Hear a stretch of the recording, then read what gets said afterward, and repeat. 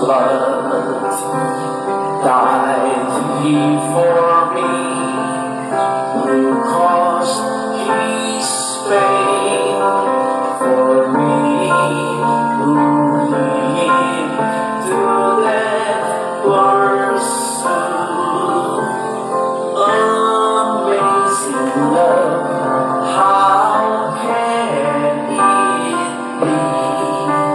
that thou, my God, should die for me? Amazing love, how can it be that thou, my God, should die for me? He left his father's throne above, so free, so infinite his grace, emptied himself of all but love, and bled for Adam's helpless race. This mercy all immense and free, for oh my God, you found out me.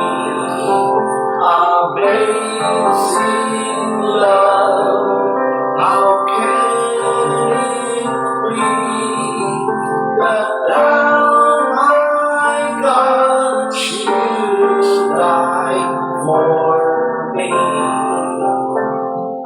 No condemnation now I dread, Jesus and all in Him is mine. Alive in Him, my living head, and clothed in righteousness divine. Oh, I am brought the eternal throne, and paid the crown to Christ my own. Amazing love, how can it be that thou, my God, should die for me?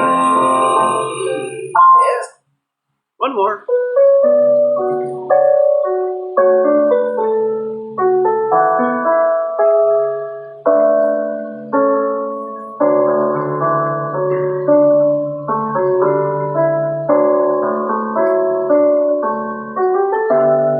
Lately I've been looking back along this winding road to the old familiar markers of the mercies I have known. I know it may sound simple, but it's more than a cliche. There's no better way to tell you than to say God's been good in my life. I feel blessed beyond my wildest dreams when I go to sleep each night. Though I've had some parts of hard times, I wouldn't change them if I could, 'cause through it all, God's been good.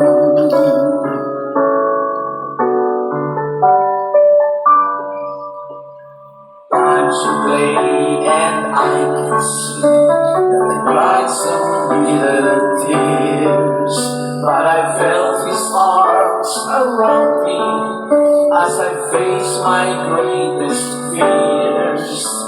I've had my gains and losses, and I've known more joy than hurt. As your grace rolled down upon me, I deserve. Amen. For God's been good in my life. I feel blessed beyond my wildest dreams when I go to sleep each night. Though I had my share of hard times, I wouldn't change them if I could. 'Cause through it all, God's been good. God has been my Father, my Savior and my friend. His love was my beginning, and His love will be my end. I'll spend forever trying to tell you everything He is. But the best way I can say it is this.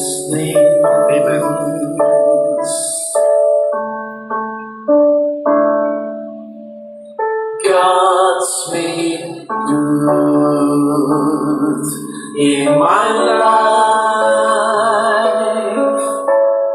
I feel blessed beyond my wildest dreams when I go to sleep each night. Though I had my share of hard times, I wouldn't change them if I could. 'Cause through it all,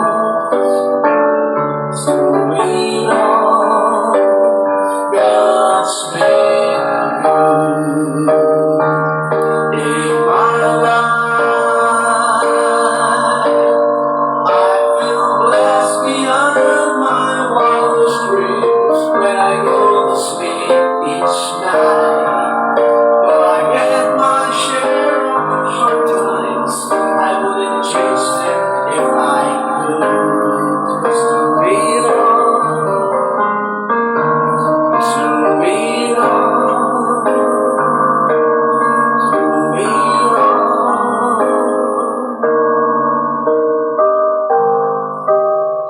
God's been good. One more. One more. Yes.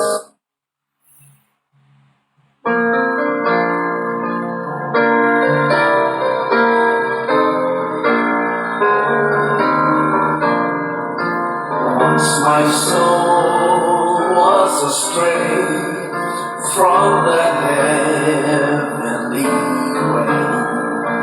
I was wretched and vile as could be,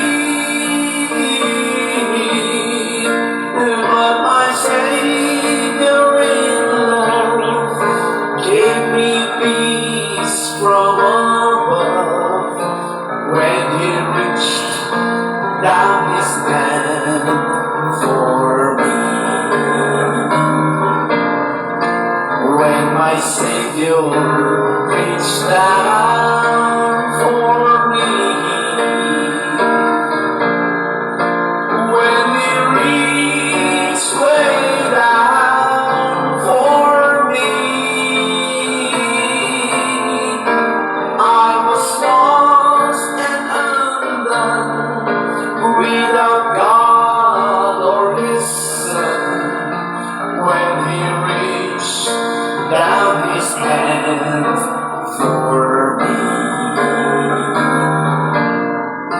I was near to despair when He came to me there, and He showed me that I could be free. Then He lifted my feet, gave me glad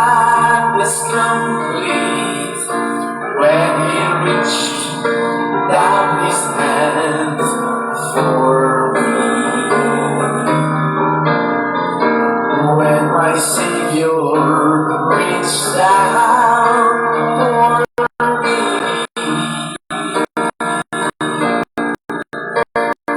When He reached way down for me, I was lost and undone without God for me. For me, I was lost and undone without God or His Son. When He reached down His hand for me.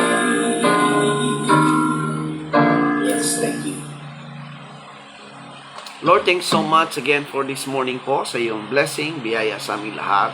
We have nothing po to give you back sa ang mga blessing na natanggap throughout the years of our believing life, Panginoon. I pray, O God, that this will be a blessing to each and every one of us na makasama namin sa study na ito. And let us praise you and exalt you, O God, and as you edify us in our faith. We thank you so much, O Lord, in the precious name of our Lord and Savior, Jesus Christ. Amen. Alright, good morning po mga friends.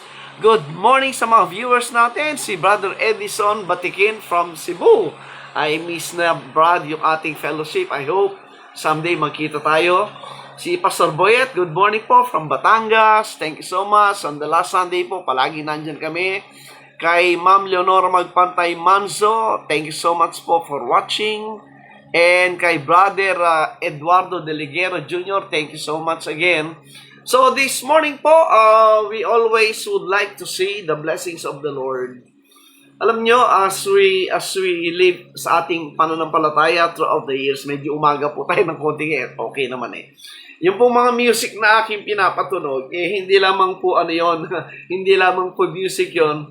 Those were po yung my first-hand experience sa aking walk in the Christian life, that in the beginning talaga napakahirap po niyan. Kamukha ng ating topic ngayon, I found out and I learned na yung revelation po ng Diyos ay talagang progressive po in nature. There are things that you really cannot comprehend during the early days po ng iyong pananampalataya, during the early years nang na-introduce ka sa Bible. And when I say na-introduce ka sa Bible, yung bang honest to goodness na gusto mong aralin, basahin at maunawaan yan prayerfully. You're struggling with some understanding. And then on your travel, namimit mo yung ibang klase mga tao, just like you are. Yung ding understanding po ay hindi rin perfect. Pare-pareho tayong nagta-travel in time as we receive the revelation of God. Just like the apostles in the early days, talagang they cannot comprehend, they cannot understand yung maraming pronouncement ng Panginoon. Even kasama na nila yung Panginoon na physically, and yet for 3 years, they cannot really comprehend yung mga sinasabi ng Panginoon. The same way today, we all came to understanding that lahat po ng professing Christians, they really love the Lord, right?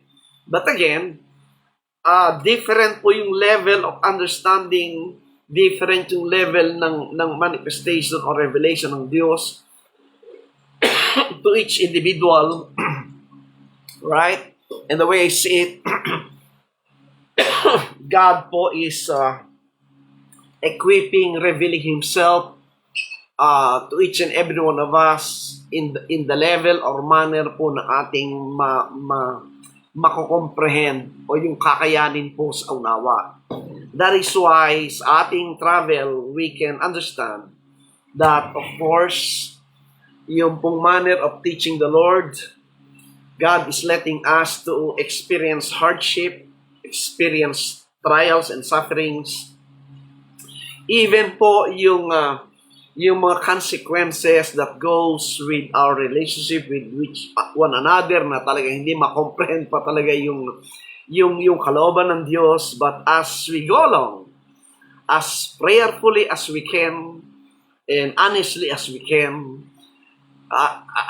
I am so blessed na umabot po sa edad na ito. I'm already 65 at naabot ko po yung time nitong information age ng internet wherein talaga namang yung information ngayon is nandun lang sa tip of your hand. If you have the cell phone, just type in something sa Google and you can learn a lot of things. You can confirm a lot of things historically by the testimony of other people in other parts of this world. You can interact, you can ask them, you can talk to them. Di ba? This is a wonderful time. That is why, as I was po reiterating, yung ating understanding po from 20, 30 years ago, we should rethink our study today because during those days, mahirap pong makakuha ng mga materials that will provide us a wide information of what we ought to believe. Okay. Sometimes, because nga sa limitation ng information 30, 40 years ago, nakakonfine lang po tayo sa mindset ng ating religious organization. But today po, my friends, it's not anymore like that. Ang information po ngayon ay ready and available to anyone. Kahit nasaan pang lugsulok ng mundo yan, basta may cellphone siya, you can access. If you are still, if you're still open. And there is nothing wrong with changing what you believe. Just in my case, I was, of course, born as a Catholic, right? Pero hindi ka huminto doon. Then I was able to mingle with the IMCs na doktrinahan, and yet I still have a lot of questions. And then napunta ka sa charismatic for 5 years, masaya, mabait ang mga tao, pero still meron ka pa rin hinahanap. And then I came to the Baptist group and stayed there for a long time. At doon po ako naging talagang na-encourage, doon ako talagang na-train, doon ako na-expose po sa ministry. And I thank God for those days. But then again, lumabas po tayo sa religious thinking because God revealed something to us showing that those religious system was already not effective anymore, not in effect anymore under the new covenant. Because we have to understand and believe that each and every believer is already the temple of God. And each temple, you have the high priest. And in that temple, you have the priest. Tandaan natin yan. And we as believers po, as the temple of God, is only accountable to that one high priest, and that's the Lord Jesus Christ. Right. And in my understanding and learning, we function in a very individual function as the temple of God, right? But we are one in the body of Christ. There is one great temple, the heavenly temple, which is the high priest, is the Lord Jesus Christ. But individually, just like the Lord said in John chapter 4, when He was introducing po yung idea, yung katotohanan that the temple is not anymore any building, the temple is not anymore confined to any place. The temple is now in a portable, you can call it portable nature, in the sense that every believer around the world is the temple of God, ministering, working as a mediator between God and man, inviting them to come into the kingdom by believing the gospel of the Lord Jesus Christ. And that's our work today, mga friends. And as a priest, king and priest, you ought to be receiving instruction from your head, learning, knowing things that you should do. And this one po, I thank God, for 30 plus years, as I was po saying, yung aking zeal, desire, yung aking interest, hindi nagbago po yan. When I read the King James Bible, I read it many times, maybe 13, 14, 15 times on cover to cover. I came to a point that is what we need, mga friends, before we read and study any books. See to it that you have read and studied your Bible. And in this time po, in this case, I am telling you, it's the King James Bible, right? Kamukha ng sinasabi ng kaibigan nating congressman na pastor. Wala na raw inspired Bible ngayon, wala na raw inspired Word of God ngayon. Well, kung walang inspired Word of God ngayon, plainly saying, wala kang Word of God. Because ang Word of God po is inspired. Pag sinabi inspired, the word comes from inspiration. It's the breath of God. The Word of God is His breath, and the breath of God is spirit.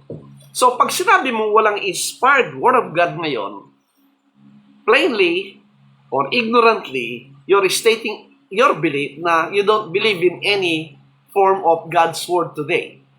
Because John 6:63 clearly stated po ng Panginoon, it is the Spirit that quickeneth, the flesh profiteth nothing. The words that I said unto you, they are spirit and they are life. So if you don't have the words of God ngayon, which is a spirit, and when you say spirit, yun po yung basic understanding ng word inspiration. If you're familiar with morphology, how words po were formed, you see, pag inyo po hinati-hati yung inspiration taking the root word, it only shows po that inspiration, ang ibig sabihin, it is the operation of the Spirit into something. And the good news, my friend, yung pong oral words, the voice of the Lord, which is spoken, was and is put into His writings. The words, the scripture themselves, the words are now written, ang sabi. And when you dissect po yung Bible natin, you have the material, which is the paper, you have the ink, you have the language, and you have the words. Out of the 4 items, we have yung paper material, yung ink, that cause the writing, yung language, at saka yung words. Isipin mo, ano ang sinabi ng Panginoon dyan na inspired? Is it the material? Is it the language? Is it the ink? Or the words? Yeah. And pag sinabi mong words, which is dapat naman, mawawala ang material, mababago ang language, mababago yung ink, pero the words of God, as the Lord Jesus Christ said, heaven and earth shall pass away, but my words shall not pass away. It remains. Yung salita ng Diyos is an inspired words po yan. And at this point, I believe, His words po were put into the King James Bible, mga friends. That's my position. If you have anything against that, that's your problem. The problem of Congressman Abante is, one time, narinig kong sabi niya, a translation cannot be inspired. Marami na po ako narinig na ang dahilan na kung bakit daw hindi inspired ang King James Bible is because yung translation daw ay hindi pwede maging inspired. Sabi ko, maybe the good congressman kulang po sa study or kulang sa pagbasa ng Bible. Have you read na yung original that was written by Moses was a translation? You read po, brief background lang po ito, this is not our topic, pero gusto ko lang po susugan niya kasi marami akong naririnig, nababasa. Come to think of it, nang nagpunta po si Joseph sa Egypt, he became the governor because alam niyo history, he was persecuted by his brethren and said that siya patay na, etc. And by God's grace, napunta sa Egypt until he became a governor. And as history shows, and the purpose of that is that during the famine, nagpunta, walang choice ang mga kapatid niya kundi pumunta sa Egypt because nandun lang po yung supply ng pagkain. To make the long story short, ang kaharap nila ay si Joseph na iba ng itsura, an Egyptian governor, at yung language po Egyptian. Kaya nga, nung kinausap ni Joseph yung mga kapatid niya para hindi siya makilala, anong ginawa ni Joseph? Kumuha ng interpreter. And while he was speaking in what language? Of course, may interpreter. In an Egyptian language, and there it was interpreted by an interpreter. And Moses, in the original writings, anong ginawa niya? Did he chose the original language of Moses, or did he took the interpretation or the translation? So, common sense will tell us, yung original wording ni Joseph as in Egyptian language was translated into Hebrew at yun ay sinulot ni Moses. So, ibig sabihin, yung original itself is translation. Right. Secondly, in the time of Jeremiah, if you're thinking naman, ang original ay nandun sa original material ng paper or whatever material it is, when you read Jeremiah 4:36, how many times nawala yung original material? And how many times nire-write po yung nawalang materials at dinagdagan pa yung nakasulat? First, yung una, sinunog. Second, original, tinalian ng bato, inilaglag sa dagat, hindi na nakita. Nasa ng third original mo? The third original is a copy of the original too. So, those things po, kaya sinasabi natin, before read and study any doctrinal position, dapat, familiar ko muna sa Bible mo. Because, as I was saying, marami kasi nagsasabi, kailangan pumasok sa university, you have to take up degree, and there's someone should be confirm what you believe. Hey, come on people! Ang lahat ng nagko-confirm ng so-called masteral, doctoral degrees, sino? Hindi pa kanya-kanya institution naman, kanya-kanyang religion naman. Kahit na merong PhD masteral, pagharapin mo yung dalawa, hindi naman parehong tinuturo niyan, hindi naman parehong pinag-aralan yan, and they will debate among themselves, the so-called doctors. Di ba? So it shows po, yung degree, if that will be your basis, mali. Kasi, not one of these holder of degree na magsasabing mali yung pinapaniwalaan niya. Pero they will disagree in many things. What we are saying, my friends, there is nothing wrong with that. It's a form of study and palawakin mo yung unawa mo. But I am telling, the higher form of knowledge, of understanding, when it talks about the things of God, is nothing but the Bible itself. And there is only one rule na ibinigay ni Apostle Paul, and that it's in 1 Corinthians 2:13, warning us against the wisdom of men and the wisdom of God through the teaching of the Holy Ghost. By how? By comparing scriptures with the scriptures, mga friends. Today, as I was saying po, I traveled in my journey in this study from a dispensational teacher and believer maybe 5 years ago or 4 years ago. Hindi po kasi nagmamark ng date kasi. And I came to a point that I learned that preterism is the most consistent way of interpreting the Bible itself from the Old and New Testament. Yeah. And when you talk of dispensationalism, as I was saying po, I am a desirous, diligent student. I studied po within the dispensational system. There are three schools of thought. One is yung Acts 2, the Acts 2 dispensationalist, right? Wherein the body of Christ started with Acts 2. Well, for me, I have learned, and today, the body of Christ started at the cross, not in Acts 2. And then, you have the Middle Acts. The Middle Acts people, they are confused over where in Acts 9 to 13 nag-start ang body of Christ. And then, you have this Acts 28:28 people, ng body of Christ nag-start sa Acts 28:28. My friends, nagalugad ko po lahat yung position na yan. And they agree in one thing. In the matter of their interpretation, isa lang po agreement nila that they read it in a literal sense and interpret it as all future. Why? Because they believe, and their belief is through assumption, not scripture, na meron daw parenthesis from the parenthesis period hanggang Acts 7. Kasi daw, hindi raw na-save ang buong Israel, which supposed to be kinuha yung all Israel. And in our previous study, pinakita ko sa inyo, yung all Israel doesn't concern the biological, physical, old covenant Israel.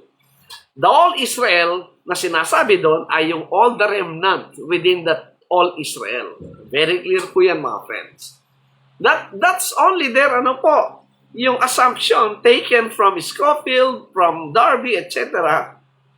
That is why dispensationalists, these futurists, always are inserting themselves in every scriptures that they have read and interpret it in a literal sense. Kaya nga sinasabi ko, mga friends, sa ating mga dating friends dyan sa dispensational system, you have to be consistent. If you say you believe the King James Bible, you have to review what Coverdale said. Ano sabi ni Coverdale? Simple rules. Number 1, you have to determine who is the speaker. Sino is speaker si binabasa mong scriptures. And number 2, who is the audience? Yan, dyan po nagkakatalo yan. The audience. Question number 1. Sino bang kinakausap dyan with regard sa program ng Diyos in reference sa Old Testament and the coming of the Messiah, the preaching of John the Baptist, the preaching of the 12 apostles, and even the Apostle Paul? Sino ang kinakausap nila? Don't tell me kasama tayo doon. Wala po tayo doon sa first century. Kaya nga, very basic naman yung simple observation ng grammar, di ba? You have to see to it, yung speaker, and addressing the who, using the pronouns. When you say first person pronouns, you're talking about who are speaking. And when you talk of the audience na kausap, ang gamit po doon ay yung second person singular or plural pronouns. Pagka hindi kasama sa harap niya, and talking about another group in another place or time, ang ginamit ay third person plural or singular pronoun. I hope na alam po natin ang basic niyan. So when you read any material, any literature, yun po yung observance. And when I started to analyze the preterist view of it, then my eyes were open. Doon nga bakit pag nagbabasa tayo, ini-insert natin yung sarili natin dyan during the time po ng ministry ng apostles at ng ating Panginoon Kristo. Kaya, ang thinking ng marami, kasama ka sa tribulation period, kasama ka sa wrath of God, yung end of the world, magugunaw ang mundo.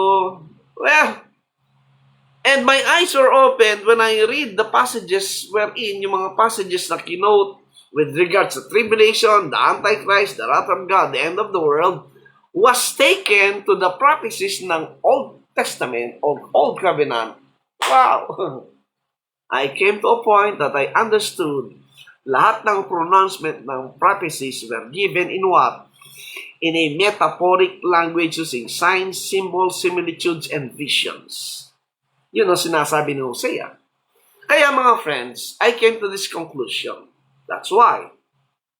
Kayo rin, if you are really desirous to learn, at alisin muna natin yung pride, alisin muna natin years of studies natin, and analyze the scriptures themselves, then you can understand anong difference ng eisegesis at exegesis. When you say eisegesis, ganyan po ang laman ng isip ng maraming dispensationalists. They are interpreting every scriptures that they have read in a literal sense. Therefore, silang nagbibigay ng understanding sa binabasa. That is why most of the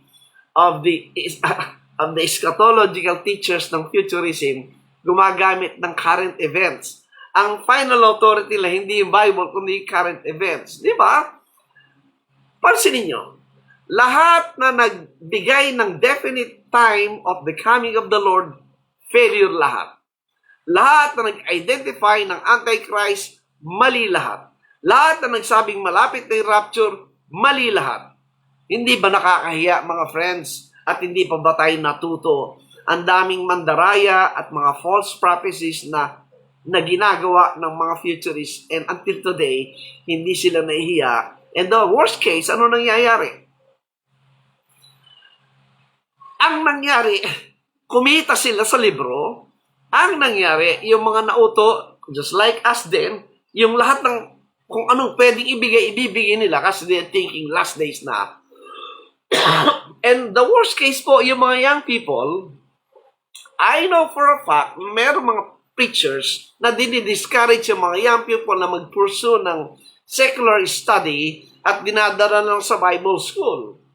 Kasi daw, malapit na yung Panginoon, walang kwenta raw yung mundo, magugunaw yan. You have to serve the Lord. Maraming kumagat.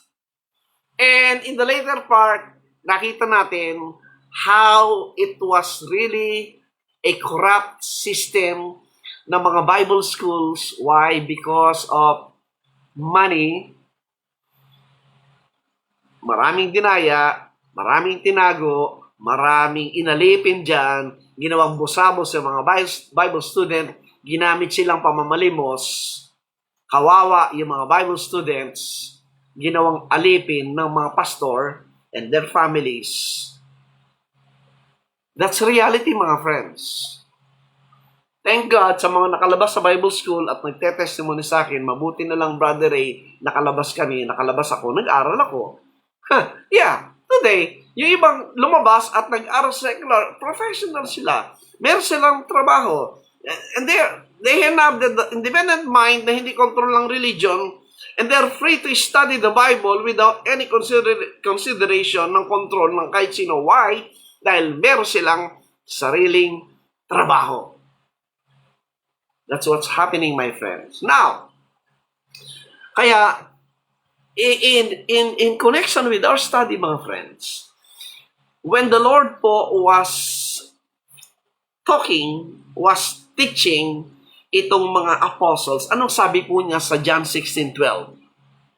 And this was their state po sa time na yon, before the cross, before the coming of the Holy Ghost. Ang sabi niya, sa John chapter 16 verse 12, have yet many things to say unto you, but ye cannot bear them now. Ang sabi ng Panginoon, marami akong pwedeng sabihin pa sa inyo, ituro sa inyo, pero hindi nyo ito kakayanin. Di ba? When you really study po yung earthly ministry, there are times merong pinapagaling Panginoon out of pity, out of compassion sa mga bulag, sa mga may sakit. But then, makita mo yung Panginoon, sasabihin niya, don't tell it to anyone in any manner, ang sabi niya. Huwag niyong sasabihin sa iba. Bakit? It's still not time, hindi pa time, ang sabi niya. Kasi po, understanding the background of the ministry ng Panginoon, he was already reported to be a blasphemer. He was reported to be a false prophet and teacher. Dadagdagan mo pa ng mga maraming testimony ng pinapagaling, lalong umiinit ang ulo ng mga Pharisees, Sadducees ng religious hierarchy. And it's not yet time yung confrontation talaga. That's why, there are times, ang Panginoon hindi naman agad nagbo-broadcast ng teaching eh. Yun muna ang mga close people sa Kanya, the apostles. And yet, dahan-dahan pa rin. And for them, to be prepared, ano sabi niya sa Proverbs 16:25? Ano sabi ng Proverbs 16:25 po? Sabi niya doon, a day is coming, sabi niya, when I no longer, John 16:25, a day is coming when I no longer, ang sabi niya, talk to you in parables, in proverbs, but I will speak plainly and show you plainly of the Father, ang sabi niya. Kaya, during the Messianic ministry po, before the cross, wala silang maintindihan. Imagine 3 years nang kasama yung Panginoon. Ang daming pinapakita ng Panginoon regarding the kingdom, regarding His death, burial, resurrection, regarding the program na mangyayari, and yet they cannot understand. You know why? Because their mind po is still do sa carnal, fleshly mind. Nang una nilang hinihintay is the political, earthly kingdom wherein ang isip nila palalayasin ng Roman Empire control sa Israel, and sila yung papalit sa position ng mga religious hierarchy. And that's not the case. Hindi naman po yung ganun ang ministry ng Panginoon, pinaliwanag niya. Alam nyo, isa lang ang naintindihan nila during the 3 years ministry ng Panginoon na kasama nila. Doon sa Matthew 16, makita nyo isa lang. Na ano? Who is Jesus? And from there, isang tao lang ang nakaunawa. Sino? Si Peter. At ang sabi, "Thou art the Christ, the Son of the living God." That was the only testimony of the truth regarding Jesus Christ during the 3 years ministry. And yet, sa Matthew 16, kung babasahin mo yon, anong sabi ng Panginoon kay Peter after receiving the revelation of the Father, sa believing that Jesus is the Christ, the Son of God? Ang sabi niya, in 3 days, sasabi niya, he will die, he will be buried, and 3 days be resurrected. Ano sabi ni Peter? Di ba, kinorek niya yung Panginoon, nirefute niya si Jesus Christ? Di ba, he doesn't believe that Christ will die on the cross. For the simple fact na hinahanap nga nila is a physical, earthly, carnal king and carnal kingdom.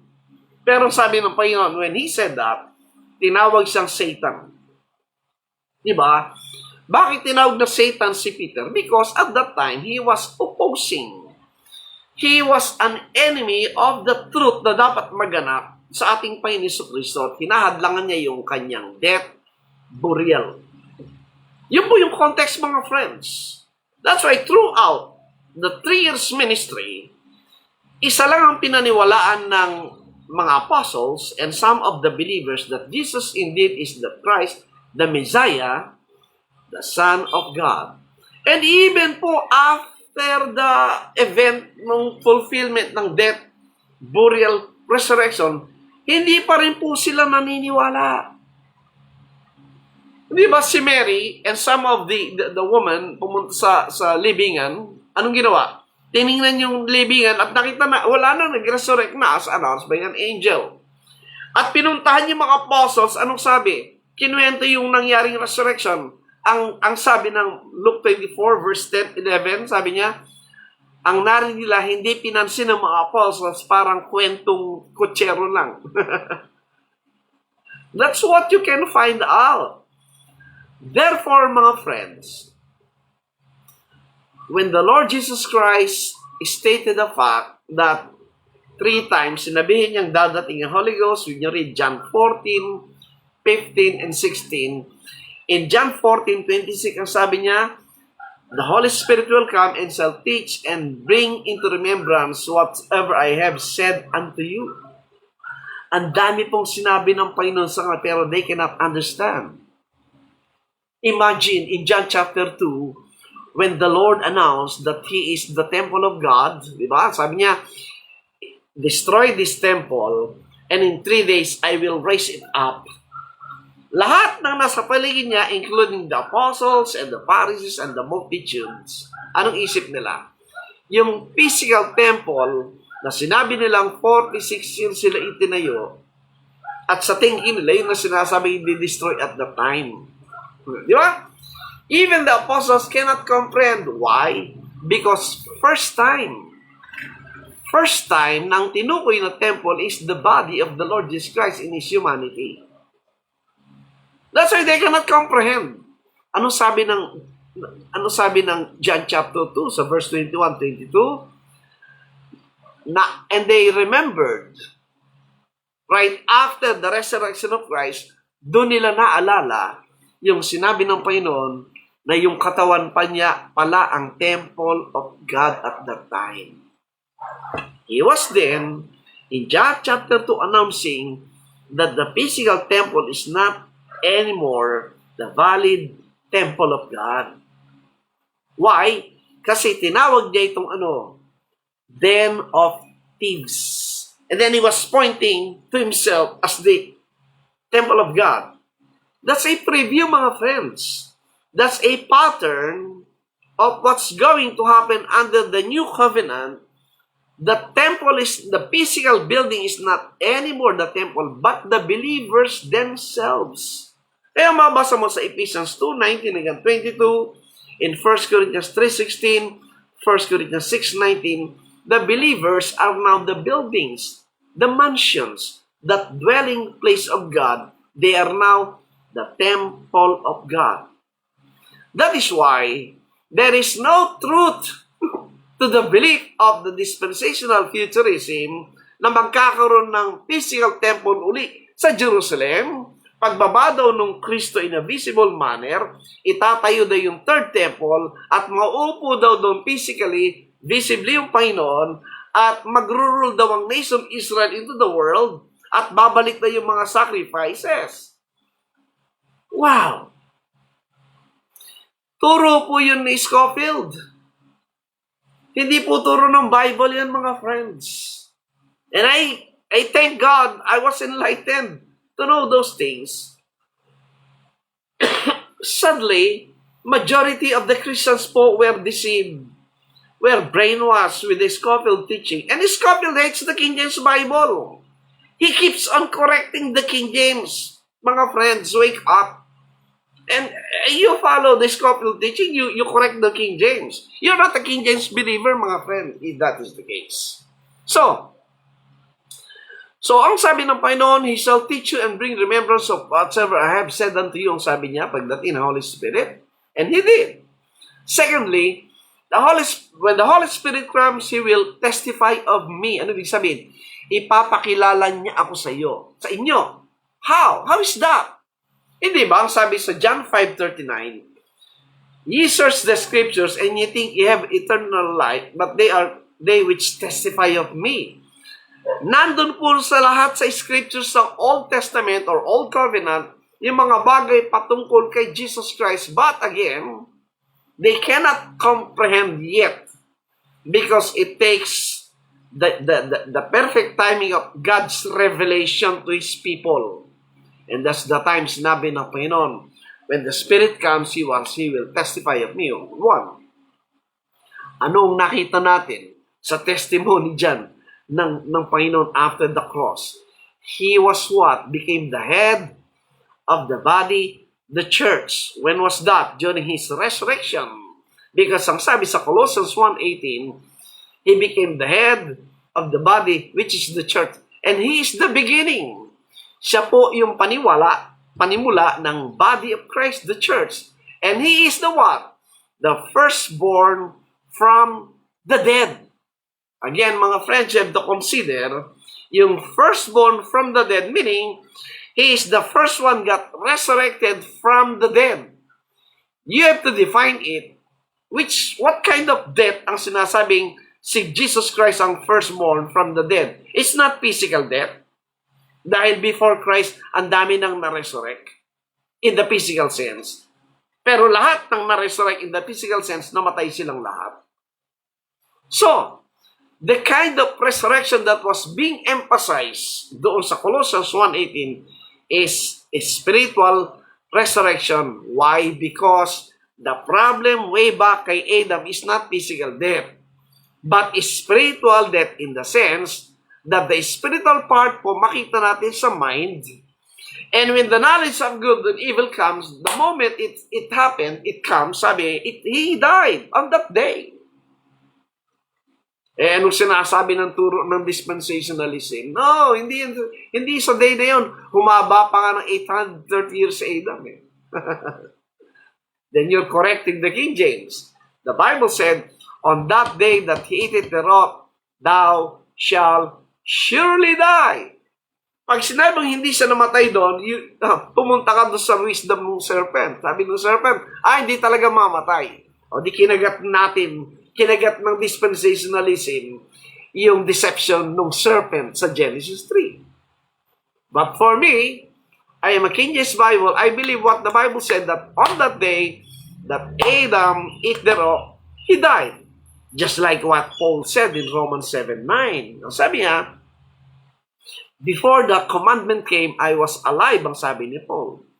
But when the commandment came, sin revived and I died. Don't tell me, yan ay physical death. On that day na dumating sa kanya understanding ang law, he died. What kind of death? A spiritual death. When you say spiritual death, the spiritual part of man is in the mind. When the law takes in, when the knowledge of sin takes in, what happened? The one thing that emphasized by the serpent is what? You will have your own wisdom. And at that point, there goes the wisdom of man. And when the wisdom of man comes, ala na, inignore na yung wisdom of God. He did all things by His own wisdom. Yun po yung ibig sabihin ng separation or death from God. Bakit death? Bakit ang death po ay connected sa separation? Why? Because when you got separated from God, you are actually dead and in darkness. Why? Because in God, there is light. In God, there is life. He is the life and the light. Anyone who separated himself from God is dead and in darkness. Is that physical? No. It's in the mind. It's in the spiritual status of the mind. That's why the requirement for salvation is what? Not physical, but spiritual in the sense of what? Believing. Not sinner's prayer. That's flesh. Salvation comes from when you believe. Believe what? His words. And the words, John 6:63 states, their spirit in their life. And when you believe, you receive the Spirit of God by His words and you receive life. Ibig sabihin, when you receive His words, your mind settled and receive the life coming from God, and you have this resurrection, you receive the quickening of the Spirit, and then your mind is now again associated and tied up with the mind of God, which is the mind of Christ. Very clear po mga friends yan sa 1 Corinthians 2:16. Now, with regard to that po, and then ang sabi ng the third time sinabi sa John 16, when the Spirit comes, He shall show you things to come. The things to come na sinasabi po doon is the future, the immediate future of the apostles of the first century believers, not us. Kaya lahat ng pronouncement, sabi niya, the kingdom of heaven is at hand. He will come quickly. It is very near, ready to vanish away. Lahat po ng sinasabi doon mga friends, when you read that, ay in the immediate future of their lifetime. That is why, dyan po nagkaloko-loko mga friends, yung interpretation natin. Kaya even the dispensational people ay talagang confused po among themselves. Kaya nag-aaway sila. Merong pre-trib, merong mid-trib, merong pre-rat, may post-trib. Imagine, you are fighting among yourselves things that you have nothing, that you're not connected with. Because the Bible is very clear, ang tribulation period po pertains to Jacob or nation Israel. That's in Jeremiah 30, verse 7. And Revelation chapter 1, verse 9, ang testimony dyan, they were already in the tribulation period. How come hindi natapos yung tribulation period na yan? There's something wrong with the future, with the future interpretation. It violates po yung basic rule of grammar ng audience at ng mga demonstrative adjective telling us the time and the place wherein those promises po were pronounced and said to be fulfilled by the one who promised, so he's not a liar. Kaya, pag sinabi mong hindi na fulfill sa pinangakuan niya during the first century, well, you're making God a liar.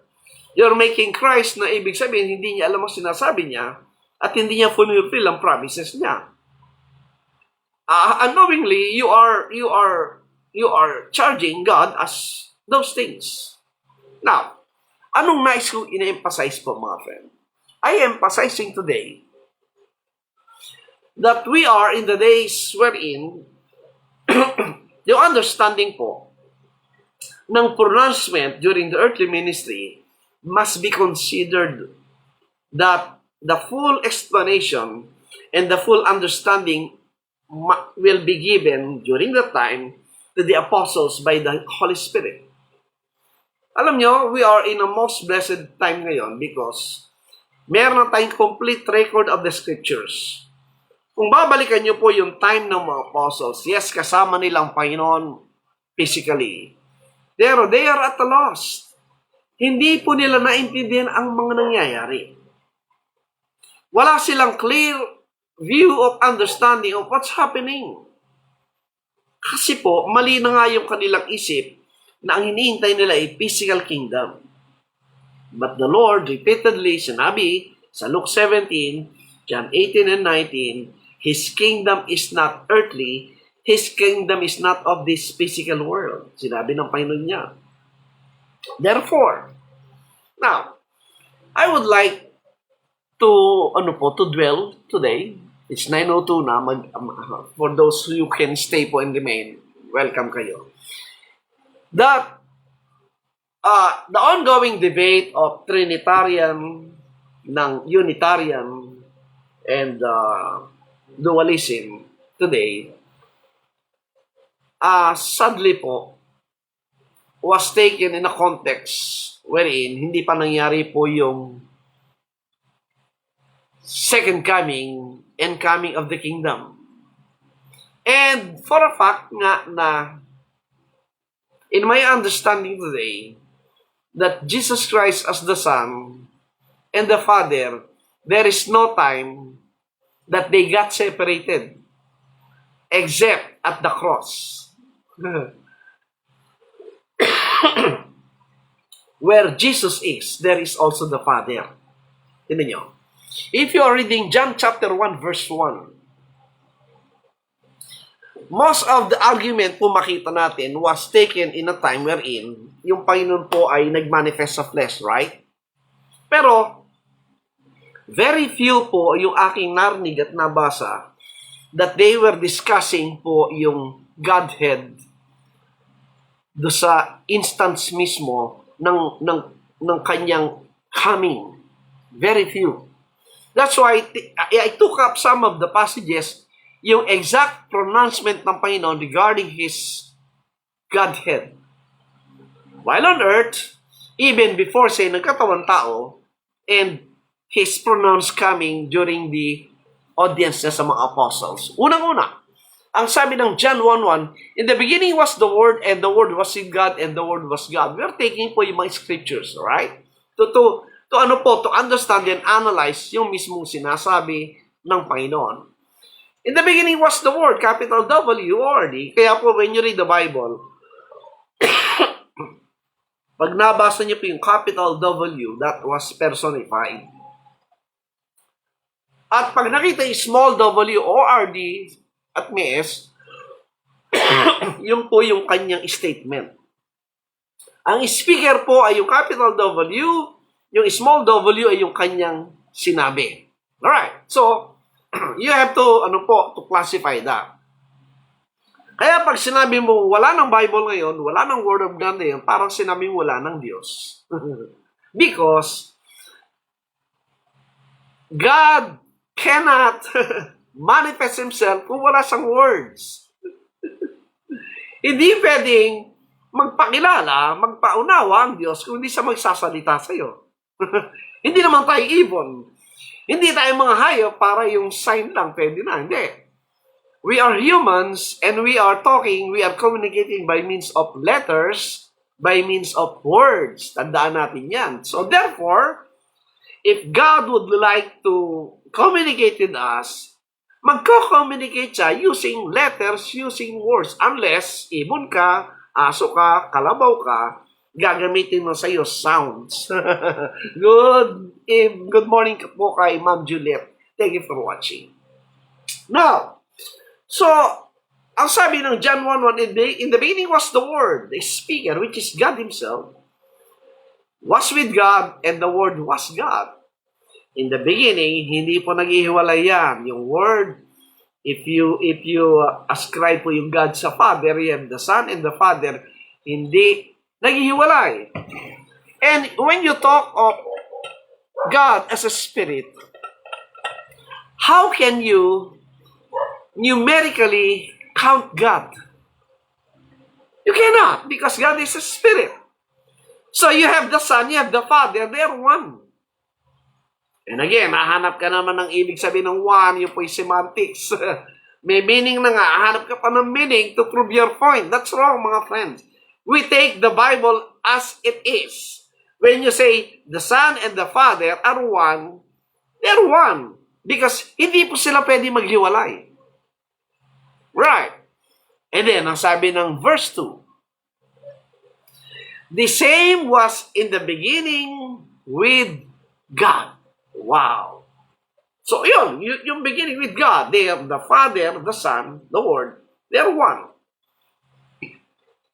What happened sa 14? Ano nangyari sa Word? Ano sabi ng 14? And the Word, capital W,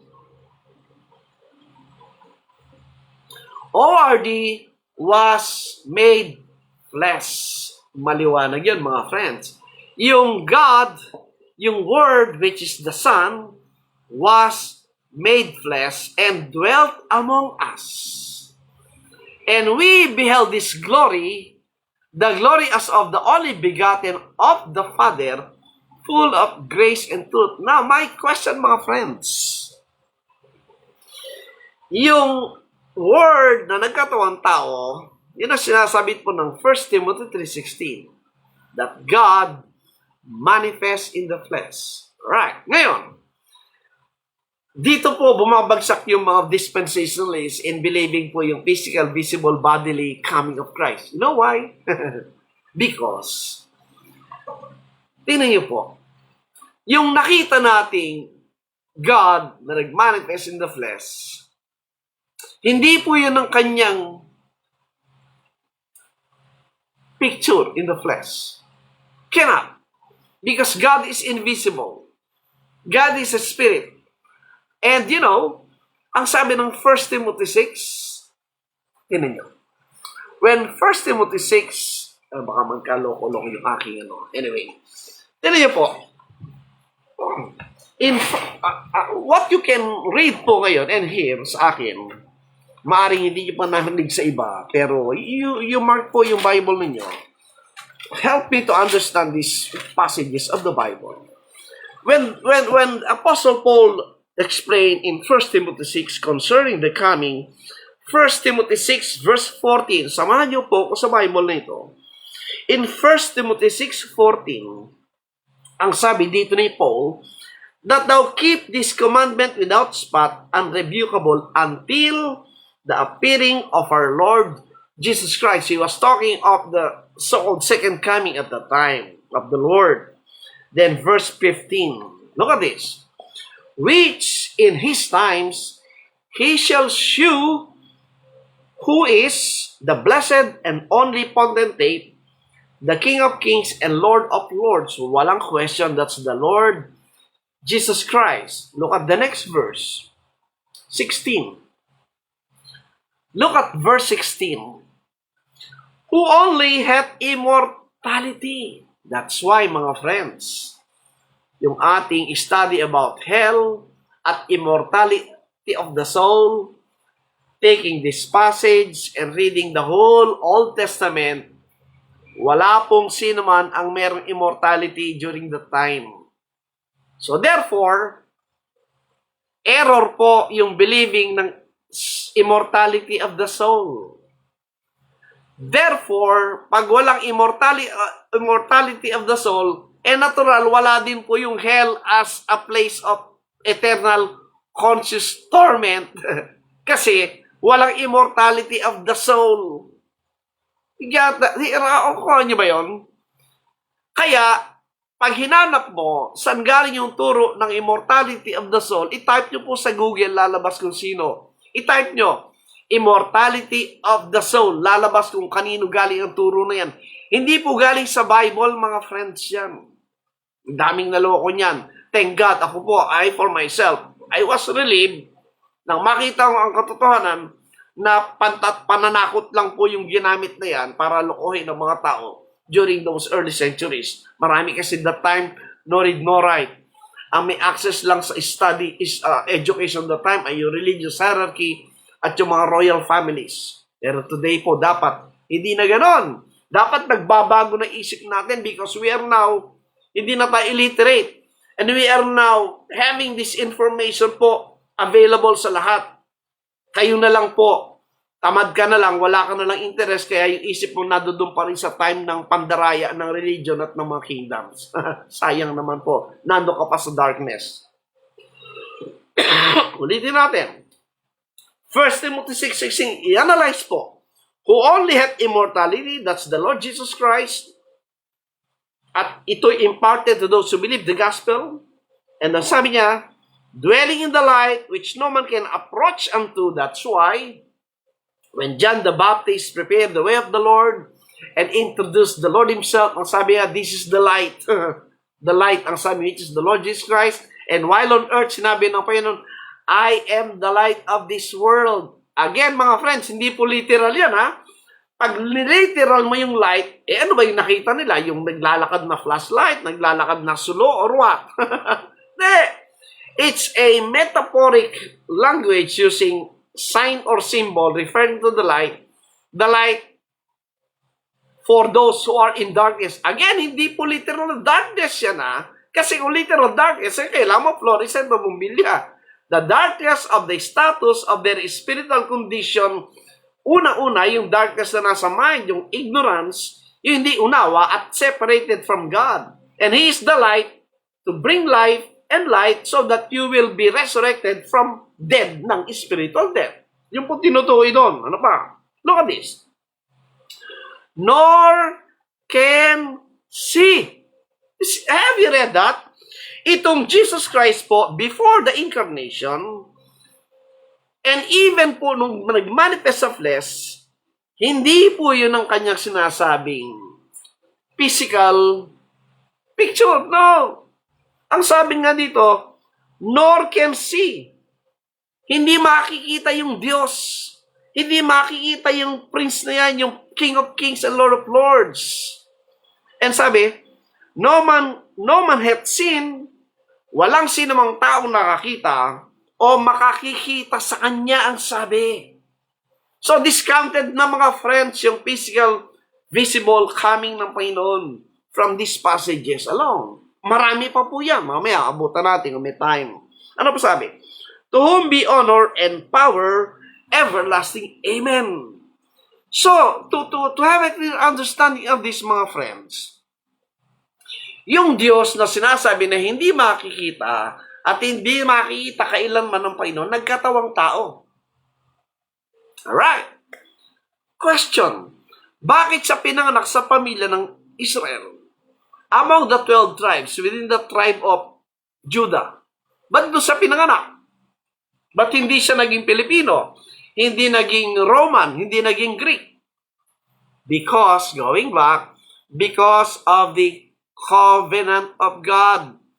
Doon sa kanyang priestly family way back from Adam, kay Noah, kay Seth, kay Noah, down the line, hanggang kay David, down the line, hanggang dumating po si Jesus Christ.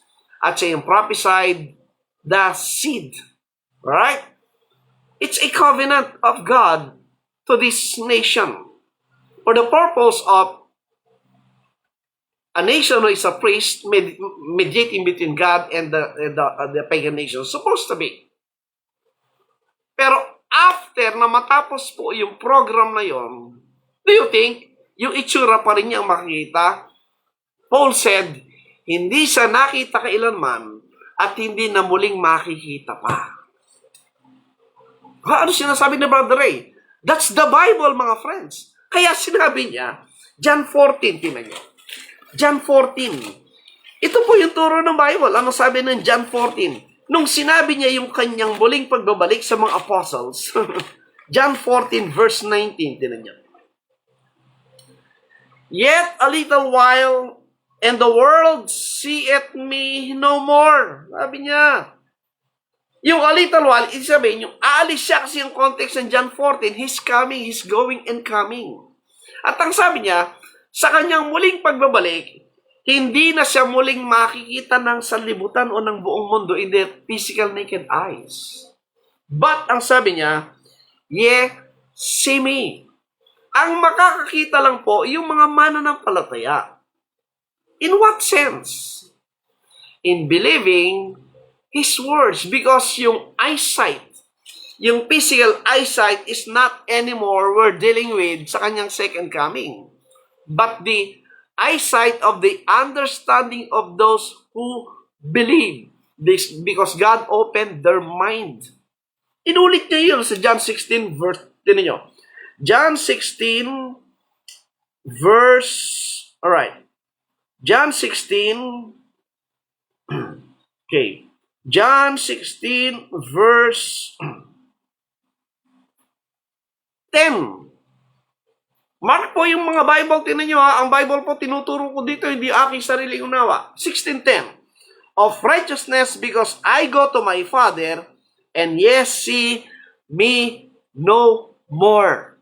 Pag akyat sa Ama, ang sabi, that's Acts 1:9. Pag akyat niyang sabi, hindi nyo na ako makikita. Kaya ang sabi na Acts 1:9 na ini-ignore ng marami yung last part, ang sabi niya, after yung kanyang ascension in a bodily image, ang nangyari, and a cloud received him out of their sight. Kaliwanag po mga friend, pag sinabing cloud in the Old Testament, babalik ka, the pre-incarnate state of the Lord Jesus Christ, bago nagkatawang tao, cloud. And it's not a literal cloud, it was an expression, a metaphoric symbol of, we have studied this, judgment, at saka yung filling in of the tabernacle, the filling in of the Spirit of God, yung kanyang pagdating when the house of God was already perfected. And that happened po 70 AD with the audience, with the believer po ng first century. No one can refute that honestly, mga friends. That is why, when the Lord comes, ang sabi po, tinan nyo. As I was saying, before the Christ po nagmanifest sa flesh, you cannot separate the Father and the Son, they are one. Nung siya po ay nagkatawang tao, the same. Kung nasa ng Son, nandun ng Father, tinan nyo. 1 John chapter 1, verse 1 hanggang 3. So ito yan. That which was from the beginning, nung nagkatawang tao yung Panginoon, which we have heard, which we have seen with our eyes, which we have looked upon, and our hands have handled of the word of life, the physical manifestation of God in the flesh, that's the Lord Jesus Christ by means of the virgin birth. First time it happened, fulfillment and prophecy. Verse 2, for the life was manifested, and we have seen it, and bear witness, and shew unto you that eternal life which was with the Father, and was manifested unto us. So you cannot separate the Son with the Father, even before the manifestations of flesh. Verse 3, that which we have seen and heard declare we unto you, that ye also may have fellowship with us, and truly our fellowship is with the Father and with His Son, Jesus Christ. So, hindi pwedeng nag-fellowship ka lang kay Jesus Christ, hindi pwedeng hindi ka nag-fellowship sa Father. Why? Because they are together. They are inseparable. Right? That's why, nung sinabi ng Panginoon regarding His going and coming, ang question nito, sa John 14 verse 5, it's better po, ilista niyo yung mga passages, aralin niyo ito, and let us study together. Thomas said unto him, Lord, we know not whither thou goest, and how can we know the way? 6. Jesus said unto him, I am the way, the truth, and the life. No man cometh unto the Father but by me. That is the next statement. The truth, the life, the way, and no man cometh unto the Father but by Jesus Christ. Verse 7, ito po yan. Malayo ba yung Father sa kanya? Okay, 7. If ye had known me, ye should have known my Father also. Kung ako'y nakilala mo, dapat nakilala mo rin yung aking Ama. And from henceforth, ye know Him and have seen Him. Oh, kung nakita mo yung, kung kilala mo ako, kilala mo yung Ama. At mula ngayon, nakilala mo siya at nakita mo na siya. Wow! Question, kamukha ng question natin. Ito yung sabi ni Philip, verse 8. In our carnal state, in a physical sense, Philip said unto him, Lord, show us the Father, and it sufficeth us. Sa ating vernacular language, Lord, ipakita mo na yung Father, solve na kami. Good morning kay Brother Joshua. Thank you for watching. Ano sagot ng pinasanahin? Parang na-rebuke pa siya. Jesus saith unto him, Have I been so long time with you, and yet hast thou not known me, Philip? Katagal mo na ako kasama, Philip, di ba? Hindi mo pa kilala hanggang ngayon. He that hath seen me, hath seen the Father. And how sayest thou then, show us the Father? Kung ano? Ang tagal mo na akong kilala, Philip, hindi mo pa kilala. Kung nakita mo na ako, nakita mo na yung aking Ama. Well, that confirms kung nasaan ang anak, nandun ang Father. Hindi sila nagseseparate. Verse 10. Believest thou not that I am in the Father? Napakahalaga po ng preposition in, mga friends. It shows hindi talaga naghihiwalay ang Father and Son. They are one. And the Father in me, ako'y nasa Ama at ang Ama ay nasa akin. How can you separate that, mga Trinitarians? The words that I speak unto you, not of myself, but the Father that dwelleth in me, He doeth the works. Nasaan daw yung Father naninirahan sa Kanya? Pambira, kaya pala, kung nakita mo na ako, Philip, ang sabi niya, nakita mo na yung Ama. 11. Believe me, inuulit ng Panginoon, no? Believe me that I am in the Father, and the Father in me. Oh. What is more clearer than that? How can you separate the Son from the Father? Alright, tuloy natin. Kaya ang sabi niya sa John 14:19, Yet a little while, and the world seeth me no more, but ye see me, because I live, ye shall live also. Now, he was talking of his coming, because sabi niya, aalis siya, pero before siya umalis, sinasabi niya, kaharap niya yung mga apostles, kung nakita yung Ama, kung nakita siya, nakita yung Ama. Sapagkat yung Ama ay naninirahan sa kanya at siya'y nasa Ama. So, they are inseparable. Ngayon, nung siya'y umakyat sa heaven, ang sabi, babalik siya, di ba? Alright. Pero sinabi niya, yung pagbabalik niya, hindi na siya makikita ng mundo. Meaning, in the physical sense of the physical visible body, wala na po yan, mga friends. But those who can see Him is through what? By receiving His words of understanding. Kaya ang sabi ng 20, at that day, what day? Context. The day of His coming, sabi niya. Ano? At that day of His coming, context po sa 3, ye shall know. Oh, hindi sinabing ye shall see. Ye shall know without the benefit po ng eyes ng physical na mata. Ang sinabi, ye shall know. How can you know something except by hearing and believing and understanding? And that's in the mind. That's believing. And ye shall know that I am in my Father, and ye, the believers, in me, and I in you. You know, yung statement ng verse 20 clearly signifies wala pong physical, visible coming of Christ. Because kung physical, visible coming, yung sinabing ye in me and I in you, impossible. Hindi pwedeng maisangkap ka sa katawan ng physical na katawan ni Kristo. No. It talks about the spiritual, heavenly coming of Christ in the body of Christ.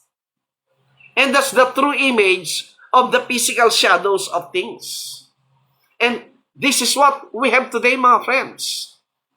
In the coming of Christ, in 70 AD, continuously nagdudwell po sa mga tao through their belief. Verse 20, sino yung kausap na kung saan maninirahan sa kanya yung ama at yung anak? He that hath my commandments and keepeth them, he it is that loveth me, and he that loveth me shall be loved of my Father, and I will love him, and will manifest myself to him. Yung mga nagmamahal sa kanyang salita, yung mga may interest sa kanyang salita, yung mga merong desire na matanggap yung kanyang salita. Eh kung wala kang na-inspired word of God, eh talagang wala kang communication sa Diyos. At hindi magmamanifest yung Panginoon sa iyo. And mind you, the manifestation of God, hindi po grupo, hindi wholesale, individual. Oh. Kaya hindi pwedeng naniniwala ka lang sa isang doktrina kasi majority doon. Ibig sabihin, God is not talking to you. God is not communicating with you kasi ang kanyang revelation ay individual, mga friends. 22. And I tell you, my friends, itong ating unawa ay the same na unawa mismo ng mga kaharap niya. Ano sabi ng 22? Judas said unto him, not Iscariot, Lord, how is it that thou wilt manifest thyself unto us and not unto the world? Kaliwanag, mga friends. Sinabi na nga, wala ng physical, visible coming. Yun ang unawa ni Judas sa sinabi ni Christ at nire-reiterate, sino-confirm yung kanya understanding by asking that question. Paano yun, Panginoon? Ito yung sagot niya sa 23. Oh. Jesus answered and said unto him, if a man love me, he will keep my words, and my Father will love him, and we will come unto him. That's the coming of Christ and Father himself, and make our abode with him. That's the temple. Kailan daw dadating? To everyone who receive his words, to everyone who love his words, to everyone who believe his words, doon siya papasok, darating sa kanila. Tama yung question ni Judas Iscariot at binigyan ng katugunan ng Panginoon na hindi siya makikita in a general sense ng mga tao sa mundo. Ang makakakita lang ay yung nagmahal, nakinig, naniwala sa kanyang salita at doon siya mananahan sa kanila. Kaliwanag po niyan. What is more clear than that, mga friends? John 17:3. Ito po yan. That in the beginning talaga hindi naghihiwalay yung Son and Father. And this is life eternal, that they might know thee, the only true God, and Jesus Christ. You cannot separate the true God and Jesus Christ. You cannot separate the Father and the Son because ang sabi niya, yun ang eternal life. 5. And now, O Father, look at this. 17:5. And now, O Father, that's the prayer of Jesus Christ, a statement of truth. Glorify thou me with thine own self, with the glory which I had with thee before the world was. Way back before the manifestation, the incarnation, they are of the same glory. They are together. They are not inseparable, mga friends. At nung nagkatawang tao siya, the same. Kasama ng Ama, yung anak, nasa kanya yung Ama. 17:10. And all mine are down. Kaya lahat ng in Christ ay sa Father din. And thine are mine. At yung sa'yo ay sa akin din. And I am glorified in them. Verse 11. And now I am no more in the world, but these are in the world. I come to thee, Holy Father. Keep through thine own name those whom thou hast given me, that they may be one as we are. So, he was now talking of going to the heaven again, to the spiritual realm again. When you say heaven po, hindi yung place. It talks about a spiritual realm na nandito lang sa paligid dyan. Right? He's talking about his going to that spiritual world at hindi na sa physical world. Right? Now, look at this. John 17:21. I hope 10 minutes pa. Give me more 10 minutes. That they all may be one, as thou, Father, art in me, and I in thee.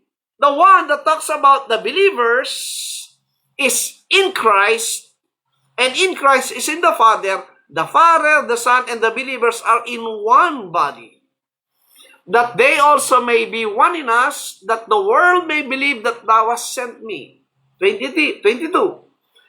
And the glory which thou gavest me, I have given them. Imagine, mga friends, yung glory of Christ, the glory of God, na nasa Kanya, ibinigay sa atin, sa believers. Right? That they may be one, even as we are one. The Father and the Son are one, at tayong believers ay in them, they are in us, so we are one. 24. Father, 23. I in them. Si Jesus Christ nasa believers. And thou in me. At yung Father na kay Kristo. So therefore, if Christ is in you, the Father is also in you. Kaliwanag, mga friends. That they may be perfect in one. And that the world may know that thou sent me and hast loved them as thou hast loved me. Pambira, mga friends, sa love of God, you will realize those have experienced and seen the blessings of the Lord from the time you got saved. Hindi na wala po yung communication at work of God sa buhay nyo. And that's a testimony. Verse 23, verse 24, Father, I will that they also whom thou hast given me be with me where I am, that they may behold my glory which thou hast given me, for thou lovest me before the foundation of the world. Wow! Imagine, kung nasaan ako, naroon dapat sila, sabi niya. Hindi ba sa Ephesians 2:6? You are, in fact, reckoned by God as sitting in the heavenlies with Christ. Kaya sinabi doon, nasa langit ka na. Nasa spiritual realm ang tinutukoy doon. Ang sabi ng 25, O righteous Father, the world hath not known thee, but I have known thee, and this have known that thou hast sent me. That is why, mga friends, if you don't have Jesus Christ, you don't have God. Because He is the Father, He is the Son, He is God Himself. That if you deny, you reject, and ignore Him, wala kang Diyos. You are in darkness and you are in death. Verse 26, And I have declared unto them thy name, and will declare it, that the love wherein thou hast loved me may be in them, and I in them. What is more clear than that, mga friends? Ipagpapalit mo ba yan sa physical temple na sinabing tatayo pa lang? Come on, friends. We are in the best of time and in the best of blessings we are today. That's why Anong sabi ni Pablo concerning Jesus Christ? Colossians 1:19. For it pleased the Father that in Him, in Christ, should all fullness dwell. Pambihira, mga friends. In Christ, nandun lahat ng fullness. Therefore, if you're in Christ, you already have that fullness. Wala ka nang hahanapin pa. Colossians 2:9. For in Him, in Christ, for in Him dwelleth all, ang bihira, mga friends, the fullness of the Godhead bodily. You have the Father, you have the Son, you're in Christ, you're in Jesus, you are in the fullness of the Godhead bodily. Don't we realize that, mga friends? 2 Corinthians 5:19. Kaya ang sabi dito, in the incarnation, no, sabi, bagamat nagkatawang tao ang Panginoon, no, sabi niya, to wit, that God was in Christ. You talk of God, you talk of the Father, you talk of the Son, reconciling the world unto Himself, not imputing their trespasses unto them, and hath committed us the word of reconciliation. Mga friends, very short on time. The next part po, we are going to deal about the fulfillment, the change in position, the change in appreciation of is God Trinity, is God Unitarian, is God Dual, etc. When we talk about 1 Corinthians 15, 20 hanggang 27, anong sabi dyan? But now is Christ risen from the dead, and become the first fruits of them that is left. For since by man came death, by man came also the resurrection of the dead. For as in Adam all die, even so in Christ shall all be made alive. Verse 23, but every man in his own order, Christ the first fruits after the day of Christ at his coming. 24, then cometh the end. Yan. The end of what, mga friends? Huwag ka mag-conclude agad. The end of the planetary world, because wala sa Bible yon. What's the end? The end of what? Something po is ending in that period of time. When He shall have delivered up the kingdom to God, even the Father, when He shall have put down all rule and all authority and power. Sino yung rule and authority na sinasabi dyan sa context? Study natin next time. 25. For He must reign till He hath put all enemies under His feet. Verse 26. The last enemy that shall be destroyed is death. That was already destroyed by the Lord Jesus Christ. 27. Yung last part. Ang sabi, yung 27. For I put all things under His feet, but when He said all are put under Him, is manifest that He is accepted, which did put all things under Him. 28. Ito yung ating discussion po next time. And when all things shall be subdued unto Him, then, look at this, the Son also Himself be subject unto Him, that put all things under Him, look at this, that God may be all in all. Wow. In our next study po, we are going to deal with this last part of this, yung shifting po ng understanding ng nature of God by the time of His second coming, the so-called coming, which was promised to the first century, which was awaited by the first century believers, and which was fulfilled by God Himself to those whom He promised in the first century. So I hope this will be a blessing. Sometimes, ito po ay medyo taliwas sa inyong narinig sa mga churches at mga teachers ninyo. But I'm telling you, my friends, I'm taking po the Bible as it is written and taking all the passages as the authority over po sa maraming maingay sa mundo with regards sa teaching ng kung ano-ano. So again, thank you so much. Let us thank the Lord. Praise God for everything that He's doing in our lives that sometimes hindi natin naintindihan. Sometimes meron tayong kalungkutan. Sometimes meron fear. But let us keep our mind strong and believing that God is in control. God knows everything in our lives, and let us trust Him. So again, thank you so much. Let's pray. Lord, again, thank you so much again for all the things na ginagawa mo sa buhay namin.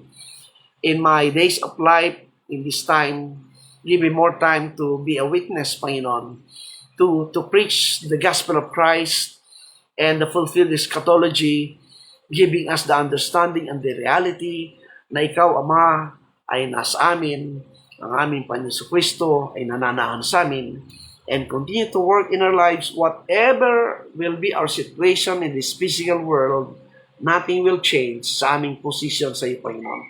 We thank you so much for all these things, all the blessings and grace.